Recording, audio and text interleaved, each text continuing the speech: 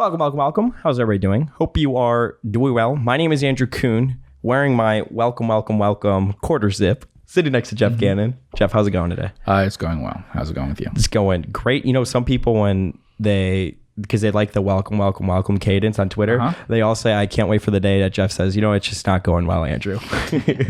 So please don't do that. But no, but I hope it's going well for everybody else as well. If this is the first time you're tuning in, be sure to check out all the content we put out on the internet. Follow me on Twitter at Focus Compound.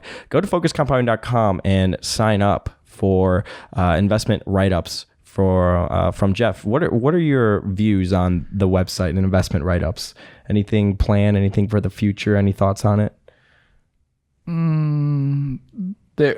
There'll be some smaller companies probably. I don't think people will be that excited by it because they'll probably be like, this is a little smaller and less liquid than I'd like. Really? Less than like 100 million small? There's and specifically with liquidity and obscurity and stuff like that, yeah, there's a couple like that. Got it. Yeah. Well, to be on the lookout for that, go to focuscompound.com and sign up. So in today's podcast, we are going to do a little bit more of a free form. This is actually one of my favorite podcasts that we do. I think it is everybody else's as well because we could talk about what's been going on a little bit more. So we haven't done a podcast since Buffett and Munger held their annual meeting. All right. It was in California this year. What were your thoughts on it? Did you watch all of it? I did watch it, yes, on Yahoo. Any thoughts on it? A lot of it seems different. Like all the questions they get nowadays, it's just kind of like it's all not all, but a lot of it ESG, Bitcoin, right, philanthropy, stuff like that. Correct. Yeah, there's a lot of that. And I'm like, I wish it was more structured. I wish they filtered out some of the questions. I think they try to filter out some things, and focus it more on the business. Sure. They talked about some things a little bit. They got a hard question about, let's see, what was it about? The comparing Progressive and Geico. They got a similar question a year ago. Mm-hmm. Yeah. I thought that was interesting. Yeah. And they kind of gave a lot of the information that I think is true about the strength that Geico has, that it's doing well compared to everyone but Progressive underwriting is going better, but Geico still has great performance in terms of expenses, and that's an important part of the business and all of that. Mm-hmm. Yeah, but people are comparing it to the peers, right? People always talk about that. They're like, well, if their performance isn't as good as Progressive, why is that? Everyone always thinks that you need to be just as good as the best in that industry. Same thing with the railroad. If they're like, well, but Union Pacific did better this year or something, why is that? Why aren't you doing as well? Yeah. Charlie at 97, still sharp as ever. Right. Revealed the successor.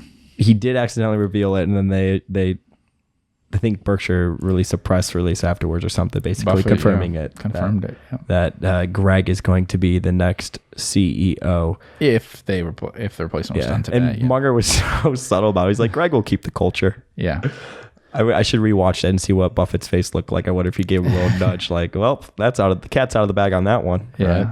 Right? But they spoke a lot at the meeting, Greg and Ajit. Yes. Yeah. So it was nice to hear them talk about it. But no, I mean, overall, I thought it was a great meeting. A lot of questions on, like I said, Bitcoin stuff. And Munger's like, well, you're kind of putting the red flag before the bull here.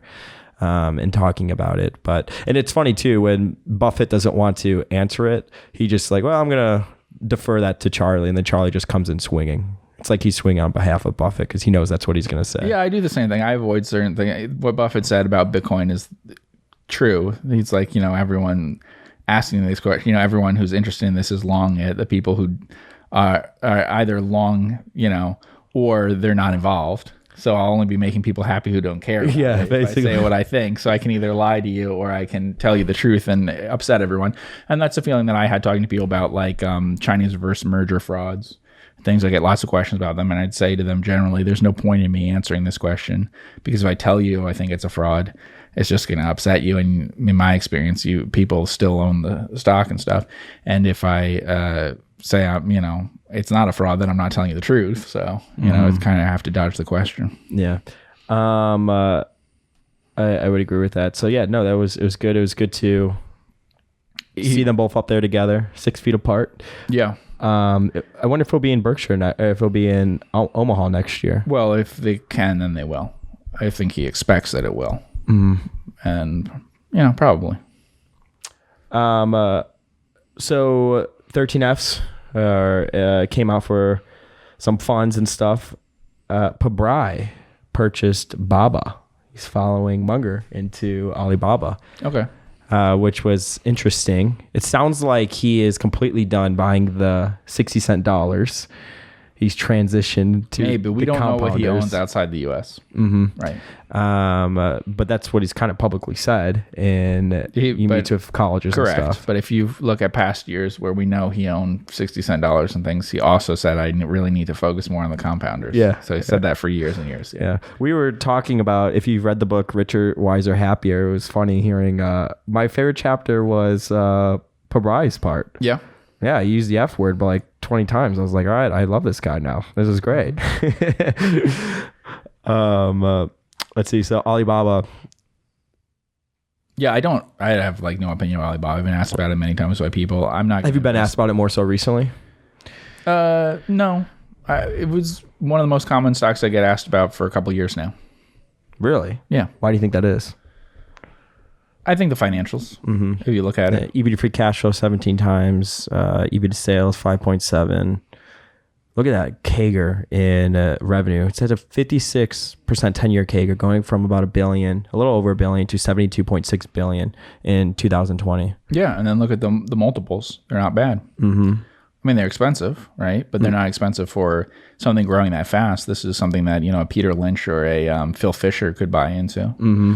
So it's a cheap growth stock. It's not a value stock, but it is a cheap growth stock. And then it kind of checks all the boxes about compounders and all that. And people always love China too. So yeah, I wonder if that's where a lot of value investors are going to start to look more. Really big market cap too, which always gets attention that way. Yeah. Mm-hmm. Let's see if we could pull up data Roma on the super investor portfolios. Is focus compounding on there yet? No, it's not. Okay. Better not. So it's always interesting. So like when they say like recent activity, like reduce, right. I mean, what is that him trimming? Because he says he doesn't do any of that sort of stuff. It could be Todd or Ted. Right. So it would depend. You have to look at what those companies are. So the biggest one that they have that they trimmed is DaVita. Was there anyone bigger than that he trimmed? Well, yeah. So, Wells Fargo, but. Well, we know he's getting out of that. Yeah. Uh-huh. But yeah, other than that. US Bancorp. So that's his. That's Berkshire. That's Buffett's. So he trimmed a little, what, 1%? 1%, yeah. Yeah. I don't know if he's getting out of US Bancorp or not. It seemed like he wasn't, but we'll see. But he did sell a little bit of it at the same time he sold some of the other banks. And then really added to Kroger as well, 52.26%. Right. Assuming. But is he maybe getting out of Bank of New York? Or what do we have here? No, let's see. Nope, hasn't changed that. So I don't think he's changing the bank ones. So the other ones that you're seeing, I think, are probably not Buffett. And then Liberty Global reduced 81%, 86 million. Yeah. So I think that with the exception of the banks, if you see any changes with that, which I think could be done with what he was doing, that's capturing stuff from earlier in the quarter or something, because we knew he was selling out of those or adjusting those. I think everything else you see there is not Buffett. Mm-hmm. Yeah. 108 billion, the value of his Apple stake as of when this was reported. Absolutely crazy, isn't it? Yeah, he trimmed a little bit of that last year. Yeah. How much of your time do you spend on Data Roma, looking at what other investors are doing? I've tried to look at things like that, but I've never found it a good source of ideas. So I always believe it will be, and then it never turns out to be. Mm-hmm. They're just very well-known stocks, I guess. Things like that. They're just generally too big. A lot of the things that we talk about, if you search for them on Dataroma, which you could, you'll find that people don't even own them. Even bigger ones, even the bigger regional banks that we talk about and stuff, they all own the same few banks, Bank of America, JP Morgan, things like that. They don't own a lot of variety to come up with good ideas. Part of that is just that they're not, there might be really good 13Fs to follow that are just over the reporting threshold. But of course, everyone's interested in the really famous people. Yeah, I'd be more interested in gathering like a good group of, sub billion funds, sub 500 million, quite frankly. Right. And it's sort of like Buffett at Berkshire, right? So he's been most famous for the last, let's say 25 years or so. Something like that, since the Gen Re deal is a lot of his fame. but it would have been a lot more interesting to follow his ideas before that than after, so when you're at your most famous, and it was in the Snowball somewhere where he said that, where he said, look, people listen to me the most now when I have the least intelligent things to say than when they should have been listening to me when I had no money in the beginning, I always say that. I think about our backlog. Like, it's like, assuming all things go well, like 15 to 20 years from now, that's when our backlog, like on YouTube and stuff like that, will become way more popular. And like the podcast, somebody actually commented that. They're like Munger says, only the cultists come here. Right. Yeah. Yeah. So, I think that they're generally too big for me. Would be the answer. There's some that I look at and get ideas for. I think I've said that, like, if Tom Russo buys something in some country or some industry that I don't know that much about, it might get me interested in that, like I said, like that industry or something, but not the actual company he's buying, because the company is usually too big. Yeah. It looks like he trimmed a lot. You have no context. Always right. Yeah. He does that all the time. So he buys very little that you normally see. And then everything else is very small amounts of trimming stuff. If you notice, his top like 10 positions or something is probably like all of his money is in it. And then there's lots of other positions there. So he's usually reducing by a similar amount, which I think it just has to do with the size of the assets under management is my guess. Right? Because when he starts to buy something, you usually see that he'll eventually buy quite a bit of it. So if we look here, what did he buy? Did he buy Alibaba? It looks like it just says buy. Yeah. So that could become, so that 253 million. See what that is. But so it's a 2% or something of the fund now. Yeah. So of his assets under management, I should say. So that can go from 2 to 10 or whatever with him. But if you see it cross over like 1%, then probably it's something he intends to buy a lot of if he likes it over time. And so sort of to me, that whole filing there, all it tells you is Alibaba. There's nothing else. That's interesting. And he doesn't change his portfolio a ton, so that's usually what you get from him is like maybe one thing, if that, a quarter. That's interesting. Yeah. The ones that they change more often, right, are less interesting to me because they don't necessarily stick with it. Yeah, you can see right here, right? So he bought let's see, Ashted Group, right? He added 365%, but it's, changed the portfolio 1%. And where Bob was 2.32%. Yeah. 1% though for him is pretty big because I'd say he only usually has like 10 or 12 stocks or something that are in that category. Everything else is just like a tracker position. Speaking of this, Pershing Square, they acquired a 6% stake in Domino's Pizza, which is right up Pershing Square's alley. I mean, he's been pretty successful in anything food. Chipotle, Starbucks. They did McDonald's at one point, I believe Wendy's as well. So he's made a lot of money in food. I think it was at a cheaper price, right, with Domino's. You think it's a cheap price? I think no, I don't think it's a cheap price today. I think he bought it at a cheaper price than today, right? Let's see. It was a new stake, so we could see by his on Dataroma. Where's he at here? Bill Ackman. I wonder if it gives a you could click on it and then it'll give you a history of it. Reported price $367. $367 is the average? Oh. Yeah. Well, there you go. 432. Yeah, it's a little different. It's not a huge difference. Yeah. EV to sales about 5 times. EBIT margins 17%. EV to free cash flow 36 times. 10-year CAGR on revenue has been 10%, but the free cash flow 10-year CAGR has been about 17%. EPS too. A tech company that sells pizza. Yeah, I actually tweeted about Domino's a little bit recently because it's just it had a $269 million market cap, and of course I cherry picked out 2008, but now it's $16.4 billion. It's been very successful since IPO, right? It IPO'd around the same time as Google. Is that true? I think so. So people could compare it and Google and see how each of them have done and stuff. But I would say it's sort of comparable. It was a good time for IPOs, if I remember right. In that it was not, the market wasn't very popular. So some good companies like Google and Domino's went public. I think I have that right, that they would have been pretty similar times that they went public. But it was a turnaround story as well for Domino's. So they ran the whole we know we suck campaign and they did a the completely revamp of their pizza, their sauce, their packaging, everything. And, really turn the company around. But what's interesting is notice if you're watching on YouTube right now, the multiple we rated, and of course this is out 2008, but going from a 5 PE to whatever it is today, whatever I said, like 35 times or whatever. I mean, you could get a pretty dramatic return just that with some growth. And what's interesting about that, of course, is that you would have expected earnings to go up a lot at the beginning of that period, that they would have been depressed. And now because of COVID and everything, you'd expect the earnings are overly inflated. Mm-hmm. So you're putting a really high multiple on something that you'd think is cyclically very high, and before you're putting a low multiple on something that you would think would be cyclically very low in terms of the overall economy and everything. So it's interesting. A lot of optimism in the stock. There's 4 publicly traded Dominos around the master franchisees around the world. So those would be ones to look at too. Yeah, maybe more than 4. So there's at least 4. There might be another one that I'm not thinking of. I think there's one smaller one too. What are your thoughts generally towards those?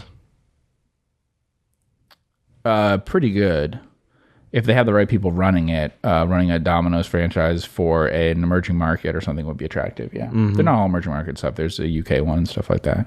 Because I've looked at a couple. I believe they have like Wendy's. I mean, there's a bunch of different ones. I would like Domino's the best that way.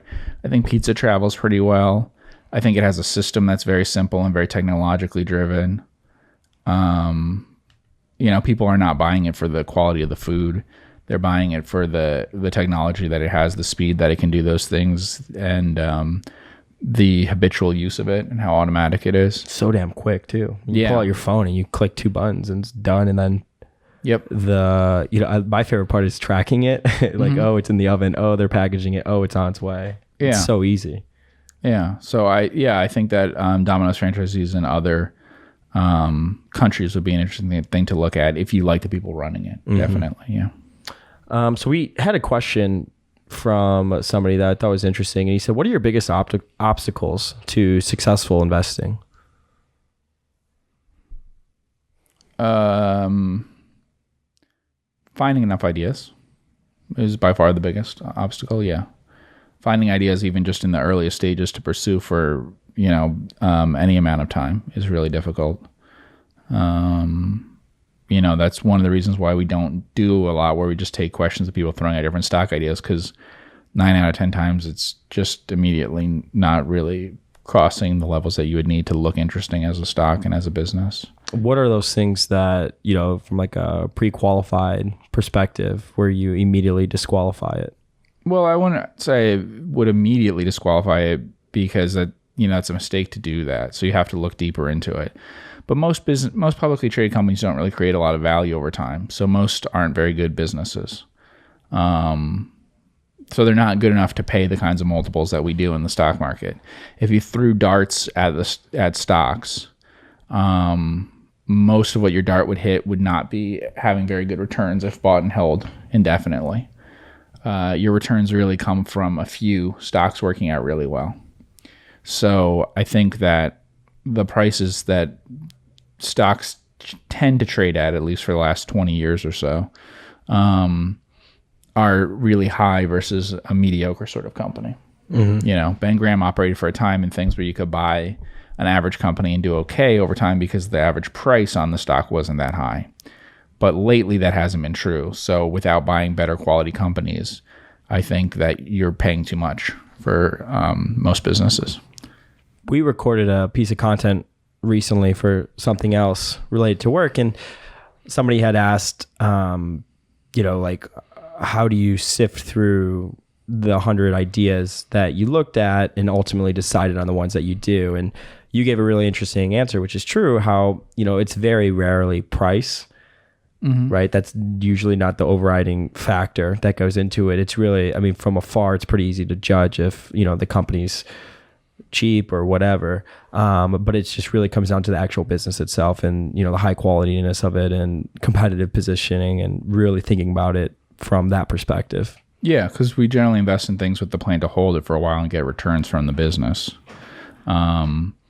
you can also do other things where you buy and trade them based on what you think other people might be doing and stuff like that. You could buy them when they're extremely cheap because they're very hated. So, you could buy a hotel in the early days of COVID or something and expect the stock to go up that way. You don't need it to be a good business over time.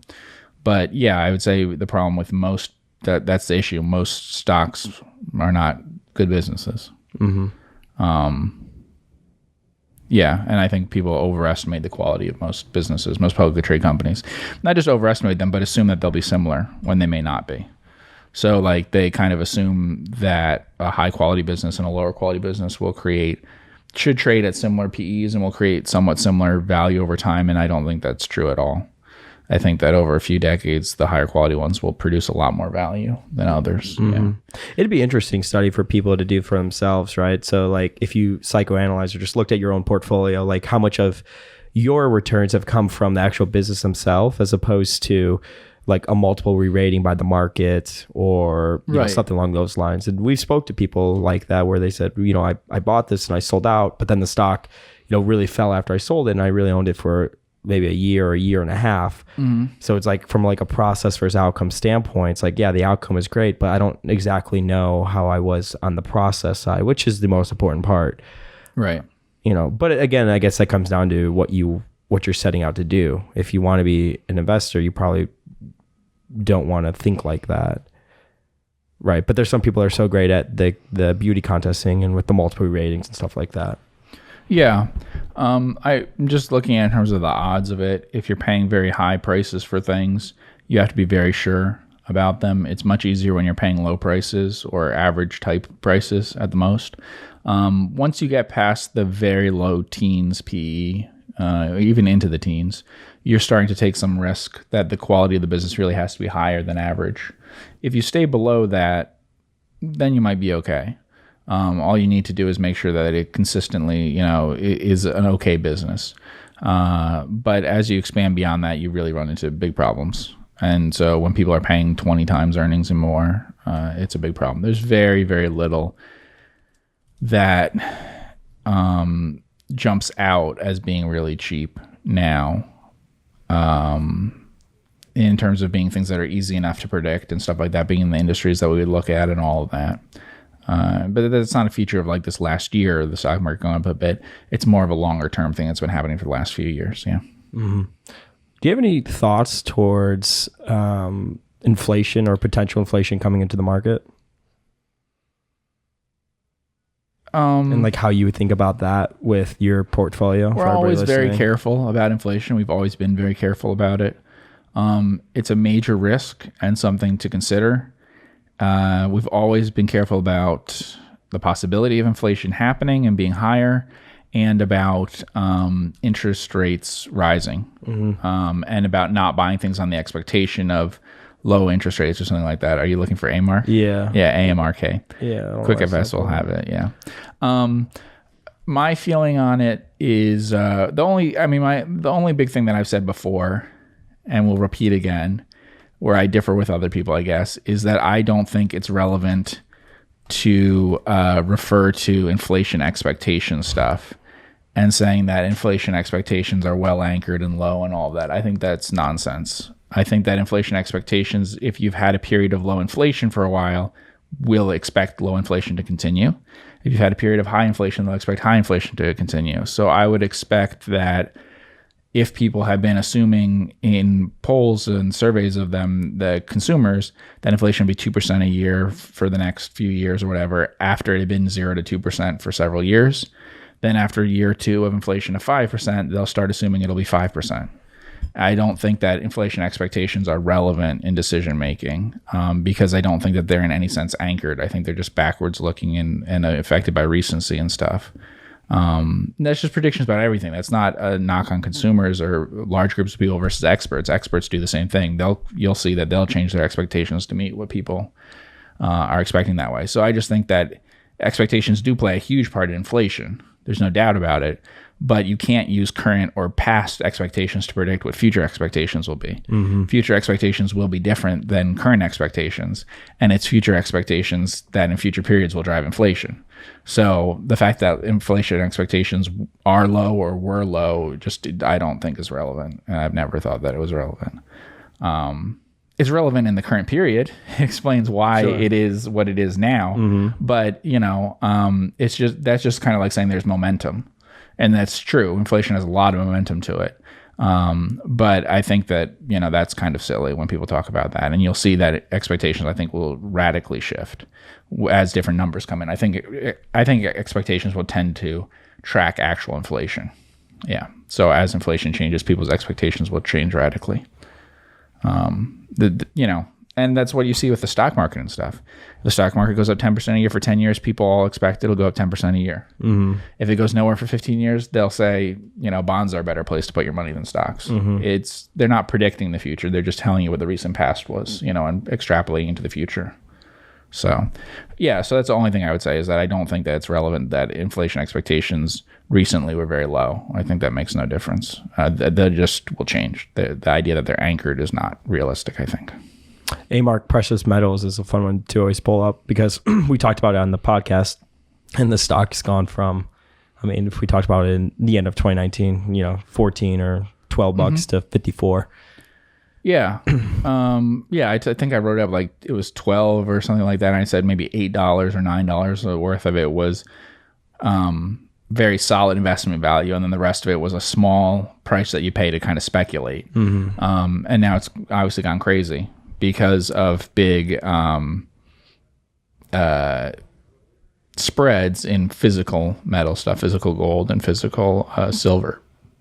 If you look, this gives you an idea of what I talk about with like the way that people put the highest multiples on the most cyclically high earnings and the lowest on the lowest earnings. If you look, you can see that this company's producing earnings it will not repeat.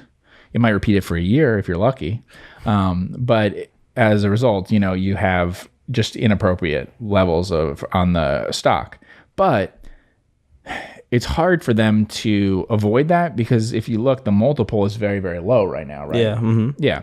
So if you look, this is a pretty good example. So last year's earnings were, let's see, how much in terms of EPS we've got there? $4.31. Okay, $4.31. What was the highest EPS of a year before that? Like $1.30, $1.71 in 2011. Okay. So in a sense, if you want to have a PE of even like, what's their PE here? It says it's 9, but it's not the trailing 12. It's actually lower on a trailing 12-month basis. I think that's from the actual year-end 2020. So to put it on to have any sort of low multiple on it, right? You, in a sense, like people will start buying it just because it seems like it has a low multiple because this year's earnings were so high. The important thing to look at is like something like gross profit more than doubled. And with this company, revenue is irrelevant because the way the accounting works, the real top line is gross profit. So it's sort of like sales more than doubled. But if you look, you can look at like operating profit. So operating profit was 30 million. Yeah. Yeah. And the highest it's ever been in any other period is 16. Yeah. And really it's probably the number they've hit more often is like 12, right? Yeah. So it seems like it's 2 to 3 times their average earning power because there's also years where they lost a little money or made nothing.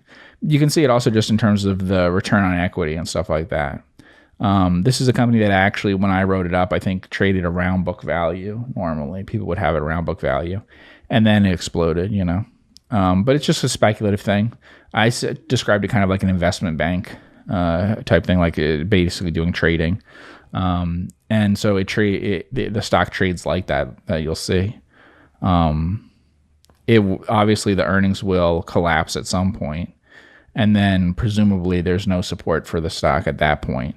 In terms of like price to, that's what you see there with like price to book. So let's say there comes a period where earnings are nothing or close to nothing, as there has been in the past. The question then is if people will buy it based on like price to book and stuff. Will they buy it at 4 times book, 3, 2, 1? What would it take? How far does it have to drop until value investors start to buy it and hope for a cyclical recovery on that basis? So it shows you that buying something that's cyclically out of favor for a moment does work. You could this is what we talk about all the time with like net nets and stuff. You buy it and then Buffett's talking about there's some hiccup. You don't know what it'll be, but a lot of these COVID things are that way. There's net nets that were involved in steel stuff. They're up much bigger than any tech things or most tech things, things that were related to anything like that, because they were so cheap and then they hadn't had any earnings for a long time. Like their earnings were so poor, but then in a moment of scarcity, you suddenly make a lot of money. Mm-hmm. You could imagine now if you're running a lumber mill or something, suddenly you're making money when you haven't before. And that happens with net nets, right? There's some shortage or something in your industry and suddenly you make a lot of money and then people price you on a PE basis. But that's your one puff, Mm-hmm. Get out. What are some of those steel companies? Do you have any off the top of your head? Oh, well, an obvious one is Friedman Industries, which we talked about, FRD.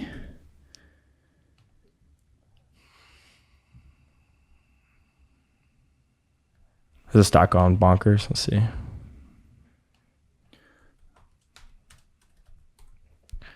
So this gives you an idea if you look at like last year and stuff, right? Mm-hmm. So you can see how big the recovery was in it, and that's because it was a net that wasn't really making anything.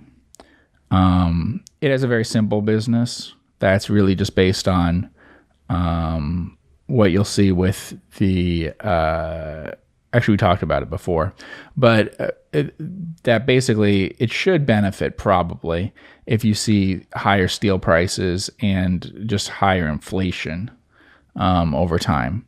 But what I thought was interesting is, let's see if we can find it. I don't know if you have the most recent quarter. Do you have the most recent quarter? Let's see. No, they have December. Okay. What you should see, though, is that there's a big increase in gross profit for a quarterly basis versus in some years the gross profit is basically nothing. And when you do that over a very large amount of sales with a commodity type company, then you can suddenly see large gains, which is very similar to A-Mark Precious Metals, right? Mm-hmm. So it's a business that's very big versus the size of the market cap, what it was. And so if you look like, you could look at the key ratio, so you could see like price to sales or something from past years was low. And so this is also just what a net is, right? So say you're cheap versus your inventory, right? And then in the quarter, inventory value goes up 50% because the price of steel goes up 50%. Then you could imagine that if you were trading at 1 times inventory or something, your stock needs to go up 50% just to stay in line, Mm-hmm. And so when you're cheap versus revenue, you're cheap versus inventory, if there's a shortage condition, then suddenly you make a lot of money. And obviously that's something that happened here or will happen this year. I don't know if it's captured in last year's numbers, but it's going to be this year. Yeah, look, they were at a $31 million market cap, and now they're at 72. Yeah, but I mean, even more than that is if you look at like the earnings that are likely to happen this year or just even in a single quarter, they're really significant versus what the market cap was before this happened. And the market cap stuff's a little misleading because it's not even stuff that's really in the business. They own some, well, you have the tangible book value there. They own some land, and they were investing in PP&E and stuff. So it's not even things like that. But yeah, and the market cap was decreasing generally up until that point. It paid a dividend and stuff. It has for a very, very long time. Mm-hmm. It looked, before this happened, it wouldn't have looked speculative to people. It would have just looked like very boring, not likely to make a lot of money, cheap, net, and a lot of things like that you've seen big recoveries in, obviously. But this is just what you see with a commodity type thing that occasionally it makes a lot of money, and then it goes back down and stuff. And so, yeah, I don't know anything about GrafTech lately, but yeah, you have your GrafTechs and your Microns and things like that where they make money. Those are periods of shortage things, which is similar to what you're seeing with A-Mark Precious Metals and with Friedman Industries. I would call them commodity businesses. They make a lot of money when there's a shortage in the industry. We talked about, what was it, Lakeland Industries? Yeah, I was going to say, we just talked about that. the last one we did, last podcast. Couple. Now, some people believe that those conditions will continue. I think some of the expectation with Micron for people is that those conditions will continue, that there'll be conditions of shortage for a while, that maybe the industry is rationalized a lot more and things like that. Yeah. And that's what you said about them, right? So they did 44 million last year, and they've never done that in their history, it doesn't look like. Yeah. I mean, this is the thing this is the one where I really caution people not to buy these stocks.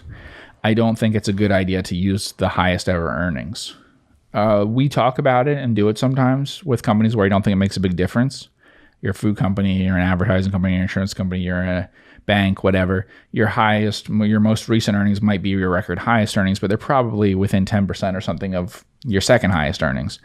I would still think that any stock you like a lot should look fairly cheap versus the second highest earnings. You shouldn't just use the highest. Mm-hmm. And there are people, I mean, it's hard to believe, but there are people who will say Lakeland Industries is trading at 6 times earnings. Yeah, I've seen that. Well, that's why we've talked about it. Right. But that's insane. Yeah. Right? That common sense that makes no sense, right? If it's true that a screener shows that, but you're giving up your human brain of thinking about something using common sense, that the second highest they ever had was 12, right? Mm-hmm. So a human being looking at this doesn't say, oh, it's trading at 6 times earnings.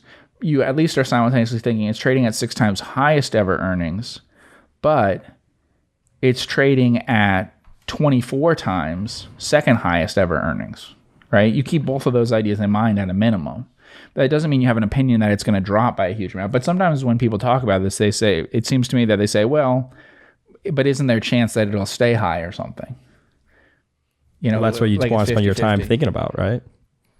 Yeah, I don't think there's any chance. Mm-hmm. I mean, it could for a year. Now, what if it doesn't make sense? That's not how capitalism works. No. What if there was a fundamental shift in the business? Correct. If there's a fundamental shift in the business, yeah, absolutely. Mm-hmm. And I would agree with that in those cases. But if you look at over 10 years or whatever, and the highest operating profit was 12 million in 2016.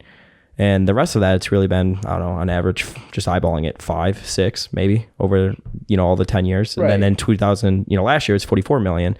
That's something that you would, be very cautious about, or at least have that in your mind. Yeah. So when I talk about companies that I'm skeptical of the fact that they're fast growing and they have low multiples and stuff, the reason is because I'm thinking in terms of the competition that'll come in and what will happen. Mm-hmm. And the reverse too, when there's a temporary problem. We've talked about that before. When you have a company that buys cotton and its cotton costs go up a lot, it buys oil and its oil costs go up a lot, it'll find a way to ration that down, or that price will come down because there are ways to produce more oil, there are ways to produce more cotton, there are ways to substitute things.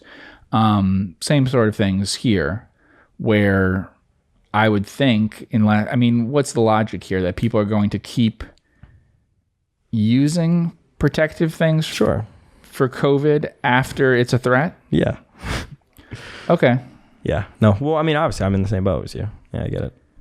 It might be possible, but then if it is possible, then the market, my problem with that is, okay, that's possible. After SARS, you had people in Asia in many cases using more of protective things, whether or not there was a higher risk of that. So it creates perception, increased risk perception. Okay, so that could increase the size of the market. But if you increase the size of the market, then wouldn't someone try to compete with you? If there was really a big market for these sorts of things, then why wouldn't Hanes and Clorox and companies that are adjacent in some way to these things, either because they make clothing things or they make cleaning things or whatever, want to compete more and stuff? Why wouldn't companies that make distributors of stuff make private label things for it? All of that, if you make a product that is being used right now by grocery stores, right? Then why wouldn't Bunzl, which makes all sorts of disposables, sells all sorts of disposables to those companies, or Sealed Air, or any of those kinds of companies that do things adjacent to packaging for safety, cleanliness, whatever, also expand into that? Of course, yeah. Right? Mm-hmm. They didn't before because it was a small market. So I just don't believe that it'll stay a small market and not attract competition. Well, it's getting back to the whole TAM thing, right? When you see a lot of these write-ups, they always reference the total addressable market, as if no competition is going to come in and try to compete that away. Right, which is why Buffett did the thing about the cars this year at the annual meeting, because he was saying if electric cars are big, almost all of them are going to fail. These stocks, they're going to go zero. That's what happened to all the car companies before. Yeah. So I mean, that's what happens if it's a big competitive market. Obviously, those are interesting because those are valued high without any earnings and stuff. So it's a little different. But it makes sense why people wouldn't go into electric cars, because a bunch of companies probably look at it and say, well, there's no money to be made there. Maybe they will eventually get into it, but if they do an analysis that isn't based on having a stock that way, if they do how much profit can we make, their analysis shows, oh, well, maybe we can't make any profit, so let's not do it.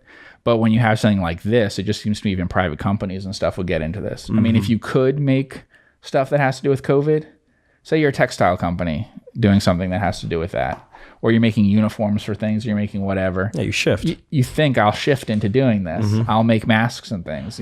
Small businesses will do this. We knew a freaking food company that went into selling hand sanitizer, right? They were thinking about it. Yeah, oh no, lots of companies did. Yeah, and the clothing companies went into masks and things like that, sure.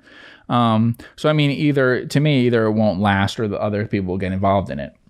A little bit different than something like A-Mark Precious Metals, right? Because if you had something where in the early days of an industry you were big in it, then if it gets big, you're likely to still stay a commanding presence in it. So if you developed, let's say it's like Moody's and S&P and stuff. If you were big on rating things when bond ratings were a tiny market, then the fact they get to be a huge market later still makes it too hard for others to get into it. They would have wanted to, but you became the name that everyone trusted early on in the process, or you became the exchange that everyone used, or the website that they used, If everyone started using Google search early on, and then it becomes a bigger advertising market and stuff, well, it's too late for other competitors to get involved, So there are businesses where there are moats and everything around it, but I think that probably manufacturing safety supplies and stuff like that for protective clothing and all that stuff is not one of them. Especially because look how easy it was for them to increase it. It's a good point. Yeah. They didn't have any trouble. Not that they didn't have any trouble. I'm sure they had a ton of trouble, but it was possible for them to do. Mm-hmm.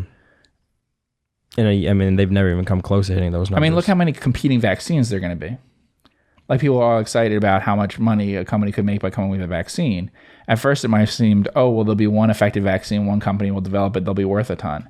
Now, there's so many vaccines in so many different countries that they're likely to develop over time and use that you'll go, oh, well, even if everyone's getting a shot every year for this thing, how much is my company going to actually make off of this? There's so much competition. And that would have been something that people would have thought would be a very wide moat before the first vaccine came out. People would have thought what would be a really wide moat thing to have would be a COVID vaccine. And eventually, it's not going to be a very wide moat. There's going to be pretty close substitutes that everyone can choose from, different countries and stuff. So, you have to do something that's special to keep that kind of really high earnings from one period from before then. So there had to have been like a fundamental shift in the business, something along those lines. Like, let's say this company, I don't know.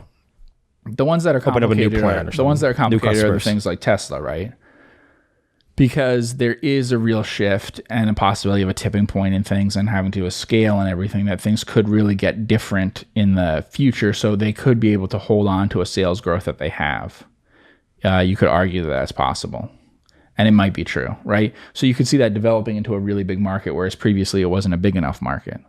I don't buy that with protective clothing stuff and things like that having to do with, or cleaning things or stuff like that having to do with COVID. But I do buy that it's a possibility that electric cars will be much bigger in the future than they were in the past. And so then gains that Tesla had that track that would make sense. The question though is how much is there growth in the industry versus how much is there growth in competition? That's always what I'm looking at and saying, I think that growth in competition will be at least as great in many cases.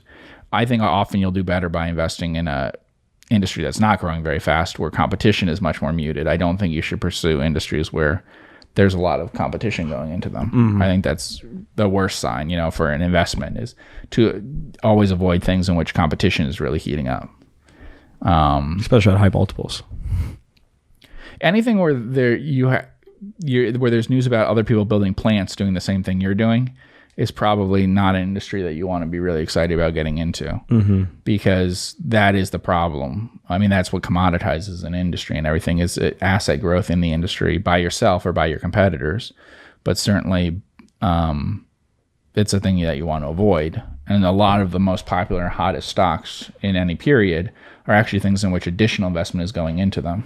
Yeah, I always talk about how one of my first jobs was working at a pumpkin patch, pumpkin farm, and in the fall they host like a festival or whatever on the weekends. And I was talking to the family last time I was back in Illinois, and they were telling me that I think people from San Antonio came and visited and basically took notes on their place, and they talked with them. They went out to lunch about just different ideas. And then I was like, "Does that bother you?" And they're like, "No, we're not competing with each other. We're here and they're in San Antonio, so they all bounce ideas off each other." Right? Yeah. I mentioned the Piggly Wiggly book a long time ago, and it was interesting because Piggly Wiggly developed a lot of different things, or it was the first big one, I should say, to do many things that all became standard in retail. So then eventually every retailer everywhere was copying it. And that's possible with retail stuff, and it's possible in a lot of industries. In most industries, you don't have sort of technical things that can't be copied by others, right? Or loyalty to your brand or any of those sorts of things, which is always the concern with, when you have a big jump up in earnings, right? I mean, for the most part, I'd say if you had a big jump up in earnings during COVID, that's very, very unlikely to be maintained because it was an unusual period. Or the same thing with a big decline. I wouldn't worry that much about a big decline during COVID. I wouldn't worry much about a big jump. Sometimes it can change behavior, and we've talked about that. I think that it has harmed movie theaters because of how long it went on and how much it changed certain things about opening up testing of other stuff. I think it harmed office space, not because people won't feel safe in offices ever again, but simply because people now realize, oh, maybe we did a test and we don't need as many people in offices as we thought. Companies as well. Right. So they wouldn't have felt, but JP Morgan wouldn't have run a test if they didn't know that Wells Fargo also wasn't having people in the offices. Yeah. But if you can make everyone stay home, then it's safe to run the test, right? I've said that about like 24/7. I think a bunch of retailers will not return to 24/7. Walmart wouldn't have run a test of let's try not having our stores open overnight. But once they know that everyone else is not open overnight, it's a good time to run tests. They can copy that. Yeah. And so everyone can test out shorter hours and things like that. So I think that's true with office stuff. And I think that it's true with movie theaters because they tested streaming things they would never have otherwise tested, the studios. So over a period of time, that does shift things. So some of those losses might be kind of permanent that way. And some of the gains that some places had might be permanent too. I mean, you could have some gains that you picked up customers you wouldn't otherwise, which is the argument with things like Dominos and stuff. I wouldn't really believe that's true so much. I don't think that Dominos picked up a lot of customers during COVID they're going to hold on to and stuff, but it's possible. I mean, because it probably drew in more competition, more food delivery funding happened because of COVID, all of that. I mean, on net, I think in the long run, it doesn't benefit a company like Domino's because it even drew more attention to delivery stuff and to technology investments and to all the things that they do really well.